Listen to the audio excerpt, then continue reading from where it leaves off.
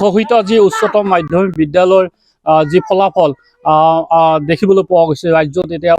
উদুলি মুদুলি পৰিৱেশ হৈছে ছাত্ৰ ছাত্ৰীৰ মাজত বা শিক্ষকৰ মাজত আৰু মই তাৰ প্ৰাক্ষণত উপস্থিত আছোঁ বাক্সাৰৰ এজন এটি পৰিয়ালৰ বাসগৃহত উপস্থিত আছোঁ কিয়নো 6খন যি ছাবজেক্টত আচলতে লেটাৰ সহ যি 89.8% পায় এজন যুৱতীয়ে আৰু তেখেতৰ বাসগৃহত উপস্থিত আছোঁ পিতৃহাৰা এজন যুৱতী আচলতে যি মাকৰ যি দিন হাজিৰা কৰি আচলতে যি ব্যৱসায় সৰু সুৰা ব্যৱসায় কৰি আচলতে তেখেতক যি শিক্ষা দান কৰিছিল আৰু তাৰ আজি ফলাফল আজি দেখিবলৈ পোৱা গৈছে এইজন হ'ল পূৰ্ণিমা দাস পোনে পোনে আপোনাৰ ওচৰলৈ আহিছোঁ আমি শুভেচ্ছা জনাইছোঁ তোমাক তোমাৰ ধুনীয়া এটা ফলাফল আমি পাইছোঁ কি ক'বা কেনেকুৱা অনুভৱ আজি মোৰ বহুত ভাল লাগি আছে ফলাফলটো পাই কেনে আৰু মানে সেইটোৰ অৱদান মোৰ মা আৰু দাদাৰ বহুত কষ্ট কৰি মোক পঢ়াইছে কেইখনত সাবজেক্টত তুমি লেটাৰ পাইছা 6খনত পাইছোঁ ক'ত পঢ়িছিলা তুমি পাটাছাৰকুছি বিদ্যাপীঠ তোমাৰ নামটো পূৰ্ণিমা দাস কেনেকুৱা অনুপ্ৰেৰণা পাইছিলা মাৰ সৈতে মাই নিজে কষ্ট কৰি হ'লেও মোক পঢ়াইছে এক্সামৰ সময়ত একো কাম কৰিব দিয়া নাই মোৰ সেইটোই মানে সকলো বস্তুতে মোক মানে উৎসাহ দিছে সেইটোই ভাল দেউতা ঢুকাইছে তাৰপিছতো তোমাৰ মা কষ্ট কৰি পেলাই তোমাক এনেদৰে কিমান বছৰ আগতে দেউতা ঢুকাইছে 3.5 বছৰ হ'ল 3.5 বছৰ গতিকে কি জনাবা আচলতে তোমাৰ শিক্ষক বা তোমাৰ পৰিয়ালক কি জনাবা তুমি আজি মানে মোক এইখিনি মানে সহায় কৰাৰ কাৰণে বহুত ধন্যবাদ মানে উৎসাহ দিয়াৰ কাৰণে কোন স্কুলত পঢ়িছে পাটাছাৰকুছি বিদ্যাপীঠ আৰু ইয়াৰ মানে এই ৰিজাল্টটোৰ মানে আমাৰ যিকেইটা শিক্ষক আছে সবকেইটাৰে অৱদান আছে মানে বহুত ভালকে শিকায় তোমাৰ 89.8%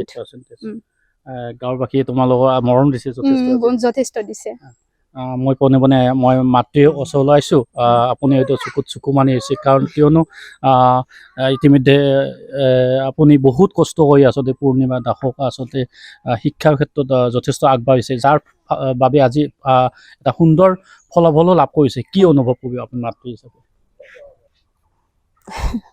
মই কি কম মোৰ মুখেদি মাতে নাই আপুনি কেনেকৈ কৈছে মই বুজি পাইছোঁ আপুনি খুব দুখত আচলতে ভাঙি পৰিছে আচলতে কি ক'ব আচলতে দেউতাক কিমান দেউতাক মাৰা গৈছে 3.5 বছৰ হ'ল কেঞ্চাৰ বেমাৰতে বহুত কষ্ট কৰিছে মই বৰপাটাত লৈ পেলাই চিকিৎসা কৰাইছোঁ ঘৰত যি আছিল চব গোটাই বিক্ৰী কৰি মই চিকিৎসা কৰিছোঁ এতিয়া হাজিৰা কৰি পেলাই মই পঢ়াই আছোঁ য'ত হাজিৰা পাওঁ ক'ৰবাত ফুৰিব যায় মুড়ি লাৰু বনাই পেলাই মই মাথাত লৈ ঘূৰি বিক্ৰী কৰি পেলাই মই পঢ়াই আছোঁ চলি দুটা ভালকে পঢ়ক সেয়ে মোৰ আশা ভাল মানুহ হওক কিবা এটা ভাল কাম কৰক সেয়ে আশা কৰোঁ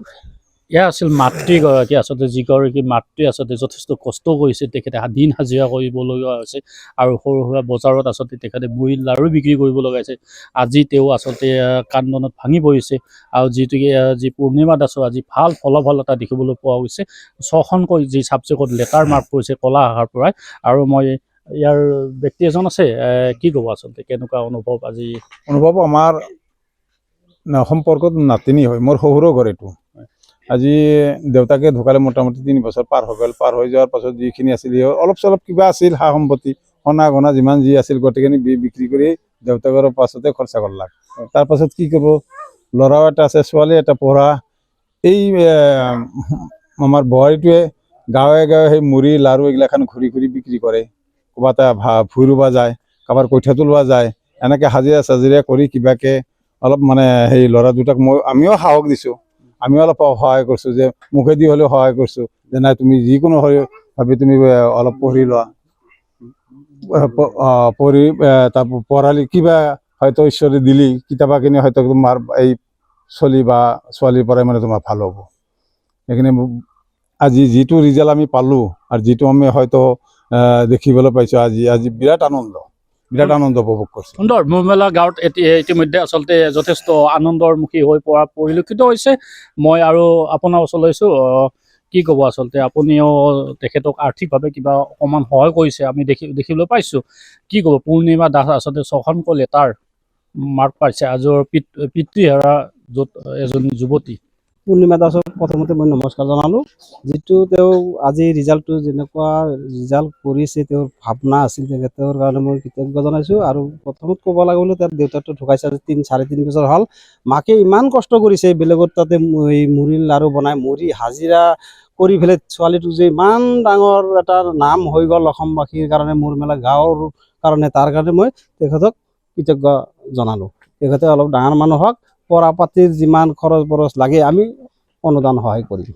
ধন্যবাদ এয়া আছিল আজি মোৰবেলাবাসীৰ যি জ্যেষ্ঠ ব্যক্তি বা সমাজকৰ্মী তেওঁলোকে ইতিমধ্যে জনাইছে আৰু এই চকুতে আমি দেখিবলৈ অনুৰোধ জনাইছোঁ গাঁওবাসী আচলতে ভিৰ কৰা পৰিলক্ষিত হৈছে পূৰ্ণিমাৰ বাসগৃহত